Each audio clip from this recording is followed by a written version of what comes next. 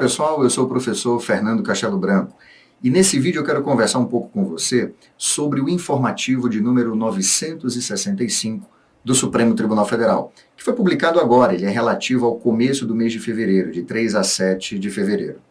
Nesse vídeo eu quero especificamente conversar com você sobre o que neste informativo tem repercussão geral. Vamos dar uma olhada no sumário do informativo? Vou projetar na tela aqui para você, veja só. Esse informativo do Supremo Tribunal Federal, do começo de fevereiro, traz os seguintes temas. De repercussão geral, um debate sobre desaposentação e reaposentação. Também um debate muito importante sobre a presunção de inocência e eliminação de concurso público.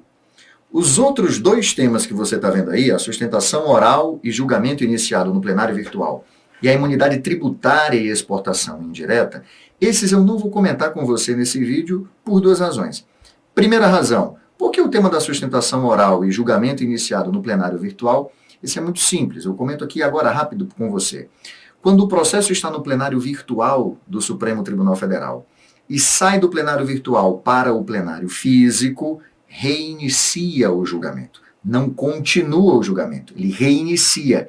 E ao se reiniciar o julgamento, você reabre o prazo para que a defesa peça a defesa como sustentação oral ali no plenário físico, porque os votos são contados todos novamente, são tomados, na verdade, todos novamente. É isso a decisão.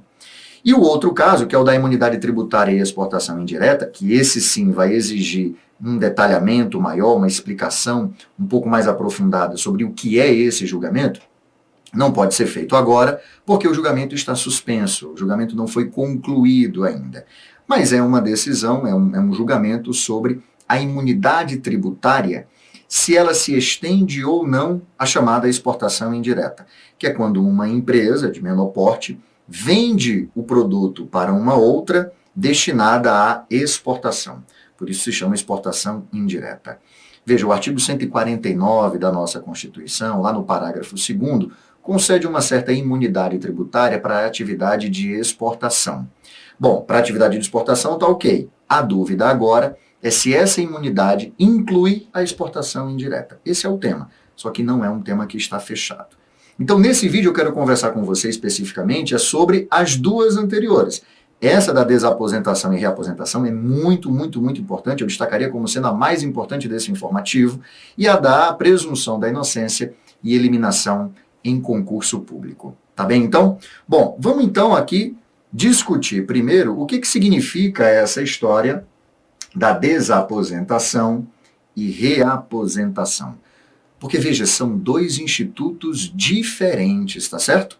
O que caracteriza a desaposentação?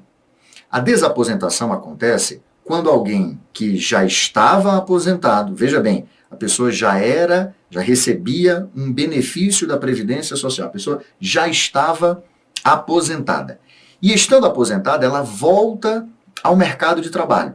E voltando ao mercado de trabalho, ela continua tendo o tempo de contribuição para a Seguridade Social. O que ela pede, então? Ela pede a renúncia ao benefício que ela recebia, a aposentadoria. Ela está renunciando à aposentadoria. Mas ela não renuncia ao tempo de contribuição para o regime geral de previdência social que ela já tinha. E a este tempo que ela já tinha e que foi utilizado como base de cálculo para o recebimento do benefício originário, ela agora está agregando mais tempo de contribuição, porque afinal ela não voltou para o mercado de trabalho, não continua contribuindo. O que ela quer na desaposentação é somar esses dois tempos de contribuição para receber, então, um benefício maior, um benefício melhor, renunciando ao primeiro benefício, mas utilizando o tempo de contribuição do benefício originário para a ele agregar um novo tempo de contribuição para obter um benefício melhor, um benefício maior. Isto é desaposentação. Na reaposentação, nós temos uma coisa um pouco diferente. Porque se na desaposentação eu renuncio ao benefício, mas não ao tempo de contribuição, na reaposentação eu estou renunciando a tudo. Eu renuncio ao benefício e renuncio também ao tempo de contribuição que originalmente fundamentou aquele benefício que eu renunciei. Eu zero o jogo. É como se eu tivesse um novo tempo de contribuição contado a partir do zero para a obtenção de um outro benefício, um benefício inteiramente novo. Eu não estou agregando na reaposentação o meu novo tempo de contribuição ao tempo que eu já tinha. Eu estou zerando o jogo, porque eu tenho a perspectiva de obter, a partir de agora, um benefício que seja melhor. Fernando, como é que pode ser melhor um benefício se eu estou renunciando não só à minha aposentadoria, mas também ao tempo de contribuição que eu já tinha? Se eu estou zerando o jogo, como é que vai ser melhor essa minha nova aposentadoria, rapaz? Bom, pode ser melhor porque pode mudar a natureza dessa aposentadoria. Vamos imaginar, a nova aposentadoria se dá em razão de uma aposentadoria em razão de uma moléstia grave ou incurável, de uma doença profissional, entende? A natureza mudou e você tem a perspectiva de que esse novo benefício vai ser melhor do que o que você tinha. Isso é reaposentação. Pois bem, qual é o problema aqui? O problema é que o Supremo Tribunal Federal já tinha uma jurisprudência sobre a desaposentação. E a jurisprudência do Supremo considerava que não era possível a desaposentação, porque não havia uma previsão legal sobre a desaposentação. Só que na decisão originalmente tomada pelo Supremo Tribunal Federal, o Supremo falava especificamente da desaposentação e não dizia nada sobre a reaposentação, que, como nós sabemos agora, são coisas distintas. Daí porque essa decisão contida no informativo do Supremo Tribunal Federal. Vamos dar uma olhada nele? Vou projetar aqui no quadro para você, veja só. Está aqui. Muito bem. Tá aí. É a polêmica que envolve o artigo 18, parágrafo 2º da Lei 8.213 de 1991.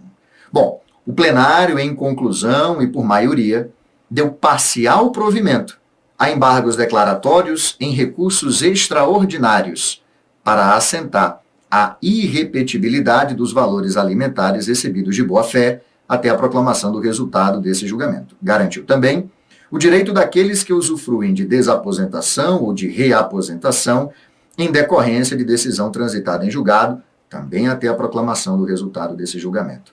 Repara bem, nós estamos falando de embargos declaratórios. Essa informação aqui é muito importante, tá certo? Porque os embargos declaratórios são um tipo específico de recurso em que eu quero, repare bem, não é necessariamente a mudança da decisão que foi tomada. Eu quero ser melhor esclarecido sobre a decisão que foi tomada.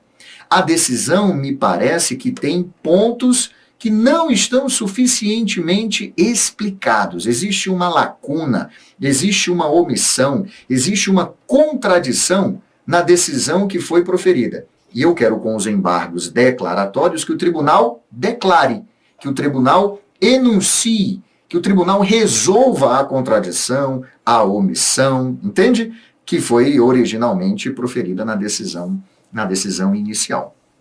Qual é a omissão contida, que fundamenta, que motiva aí esses embargos declaratórios? A omissão é que na decisão original o Supremo só falava de desaposentação. Ok, eu já sabia, desde um informativo anterior do Supremo Tribunal Federal, que desaposentação não podia. Mas e a reaposentação?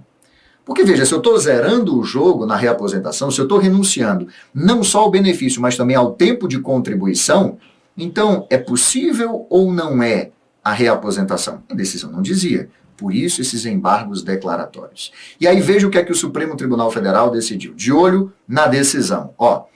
Alterou a tese de repercussão geral, tema 503, que ficou então assim redigida. No âmbito do regime geral de previdência social, somente lei pode criar benefícios e vantagens previdenciárias. Não havendo, por ora, previsão, em lei, previsão legal do direito à desaposentação. Isso aqui a gente já sabia, isso aqui tudo certo. Só que olha a novidade, ou a reaposentação. Sendo assim, constitucional a regra do artigo 18, parágrafo 2º da Lei 8.213 de 1991. Quer saber o que é que diz esse artigo 18? Eu tenho aqui para você, olha só, está aqui. Deixa eu ampliar para você.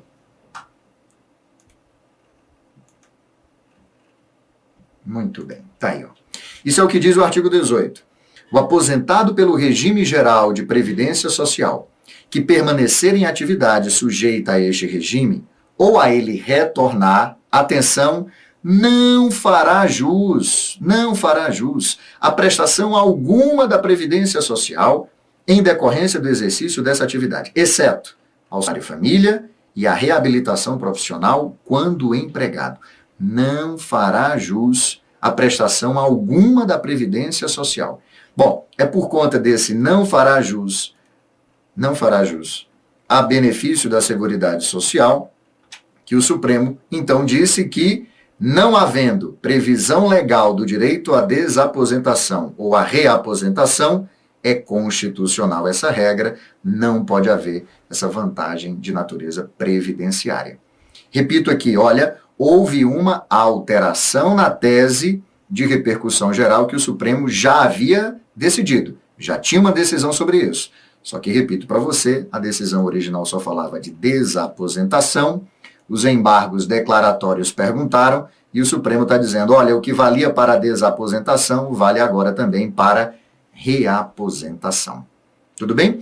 Essa foi, então, a decisão tomada pelo Supremo Tribunal Federal, e você deve, necessariamente, ficar atento a ela. Tudo bem?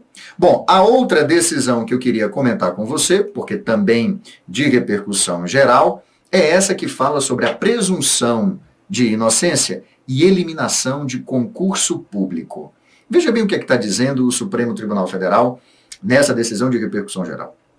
Sem que haja uma previsão constitucional adequada, sem que seja instituída por lei, atenção, não é legítima a cláusula de um edital que restringe a participação de candidato pelo simples fato dele responder a um inquérito ou a uma ação penal. Pronto, com essa tese de repercussão geral, o plenário, em conclusão de julgamento e por maioria, negou o provimento a um recurso extraordinário em que se discutia a possibilidade de se restringir a participação em concurso público de candidato que respondia a processo criminal. Está ali o informativo de número 825 do Supremo Tribunal Federal. Não é legítima a cláusula de edital de concurso público que restringe a participação de candidato pelo simples fato de responder a um inquérito ou uma ação penal.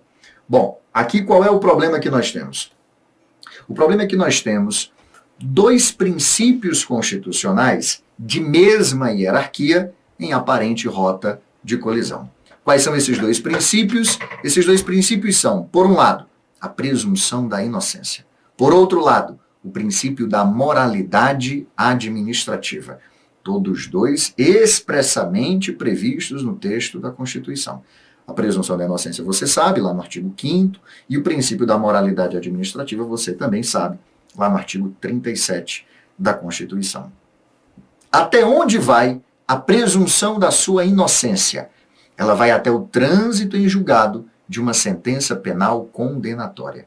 Então veja só, o fato de você estar sendo investigado em um inquérito policial, em um inquérito que tem natureza administrativa, não pode impedir você de participar de um concurso público. Porque investigado pela polícia, você goza, claro, da presunção de que é inocente. Nem mesmo ao final de um inquérito policial, a presunção da sua inocência sofre qualquer abalo. Porque no final de um inquérito policial nós não temos uma sentença. Veja, nós temos um relatório. Esse relatório vai ser encaminhado ao Ministério Público, que com base nele vai decidir se oferece ou não a denúncia contra você. Então, enquanto você é apenas investigado no curso de um inquérito policial, você goza plenamente da presunção da sua inocência. E mesmo quando denunciado, olha, mudou o status, hein?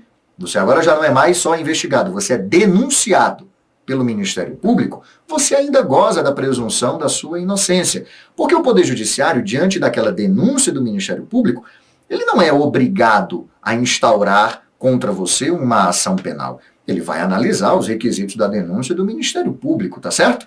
Então, se o Poder Judiciário acolhe a denúncia do Ministério Público e transforma você em réu em uma ação penal, ainda assim você goza da presunção de que é inocente, porque, repito, essa presunção vai até o trânsito em julgado de sentença penal condenatória.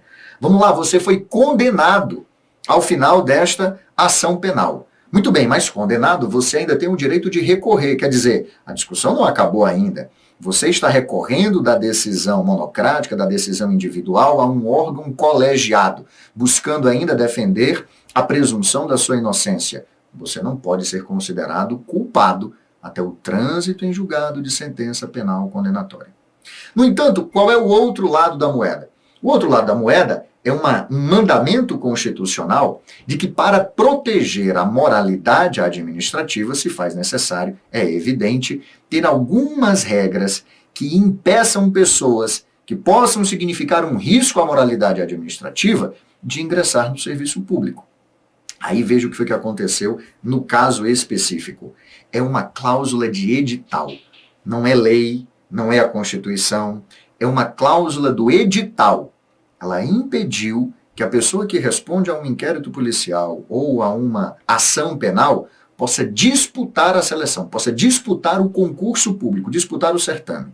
E o Supremo Tribunal Federal está aqui ponderando para saber se isso é razoável ou não, se isso é constitucional ou não. Vamos analisar o caso específico, o que foi que aconteceu? Vou projetar aqui no quadro para que você entenda exatamente o que foi que aconteceu. Está aqui, olha só.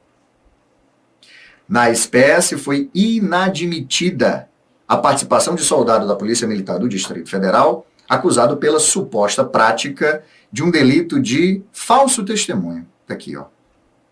Aí foi inadmitida a participação dele na seleção para o curso de formação de cabos no quadro de praças policiais e militares combatentes.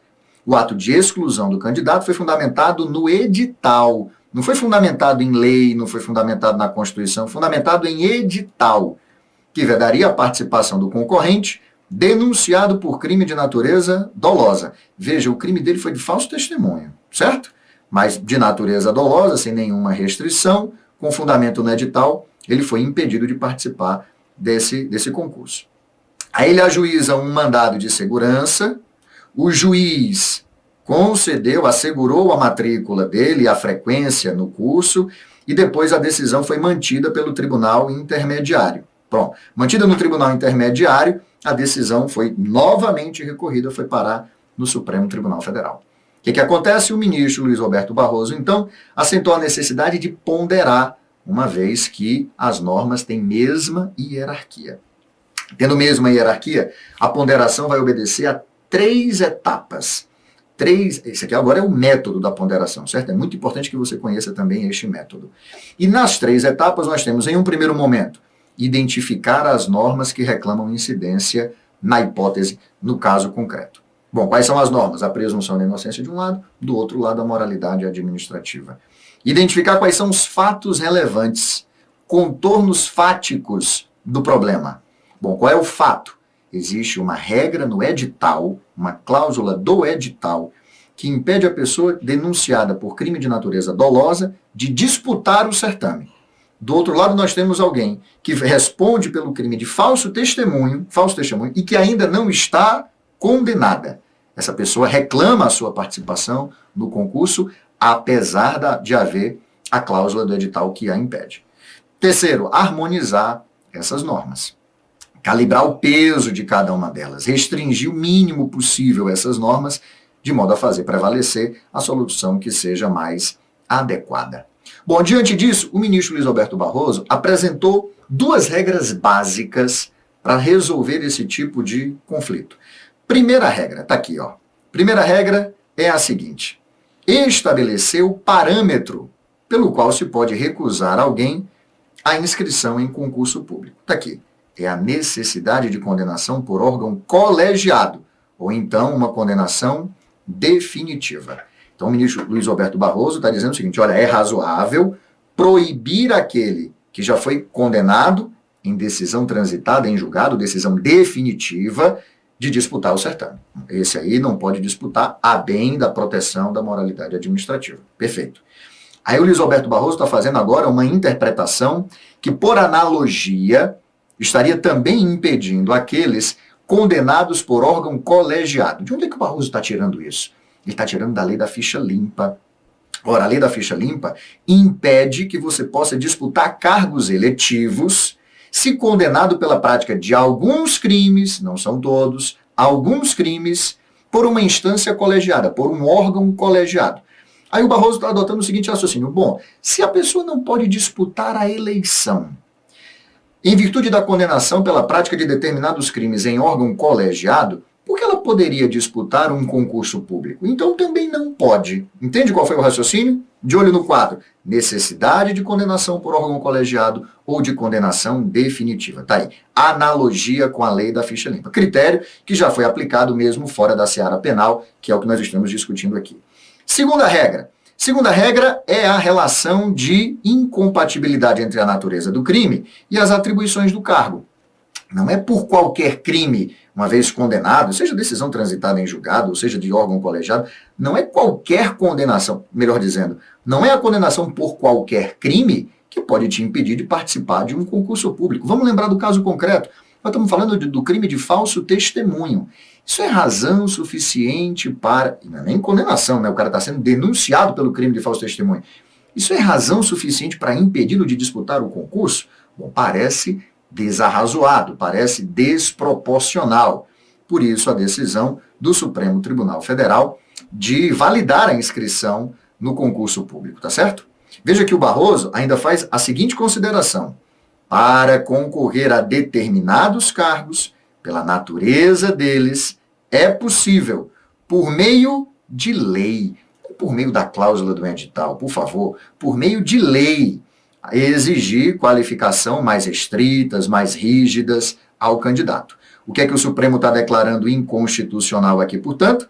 Está dizendo que não é legítima a cláusula de edital, que sem previsão constitucional, sem adequada instituição por lei, restringe a participação de candidato pelo simples fato dele responder a inquérito ou a ação penal. Isso não é legítimo, isso não é compatível com a Constituição e é uma das teses de repercussão geral, tá aqui, olha, do informativo de número 965. Bom, em uma outra ocasião, em um outro vídeo, eu continuo comentando com você esse informativo, porque eu quero discutir com você algumas decisões interessantes que foram tomadas não no âmbito do plenário, mas das turmas do Supremo Tribunal Federal. Decisões que você precisa conhecer para se manter atualizado sobre a jurisprudência do Supremo Tribunal Federal. Tá certo? Até lá, pessoal. Um abraço.